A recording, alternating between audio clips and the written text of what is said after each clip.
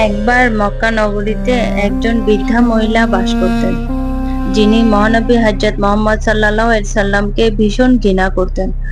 তিনি নবীজি সাল্লাল্লাহু আলাইহি ওয়াসাল্লামকে দেখলেই নানাভাবে কষ্ট দেওয়ার চেষ্টা করতেন।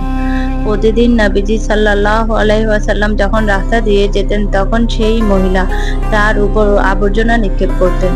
কিন্তু নবীজি সাল্লাল্লাহু আলাইহি ওয়াসাল্লাম কখনো রেগে যেতেন না, বরং তিনি শান্ত থাকতেন এবং কোনো কথা না বলে নিজের পথে চলে যেতেন। এইভাবে বেশ কিছুদিন চলল। হঠাৎ একদিন দেখা গেল ওই মহিলা রাস্তায় আবর্জনা ফেলছেন না।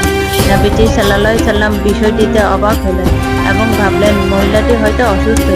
তিনি কোনো কিছু না ভেবেই বিনয়ের সাথে সেই বৃদ্ধার বাড়িতে গেলেন।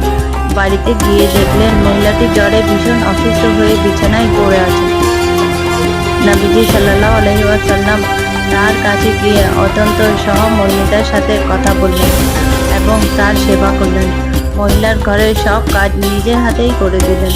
নবীজি সাল্লাল্লাহু আলাইহি ওয়াসাল্লামের এই অভাবনীয় মহানুভবতা ও ভালোবাসা দেখে মহিলাটির অন্তর পুরোপুরি বদলে গেল। তিনি বুঝতে পারলেন তিনি যার বিরোধিতা করেছেন তিনি আসলে কত বড় মনের মানুষ।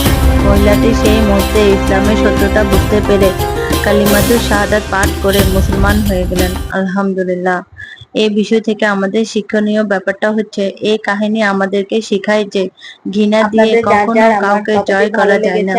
মানুষের প্রতি ভালোবাসা, ধৈর্য এবং ক্ষমা প্রদর্শনী হলো ইসলামের প্রকৃত শিক্ষা।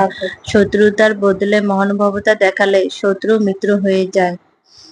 আমাদের ইসলাম ধর্ম আসলে অনেক সুন্দর।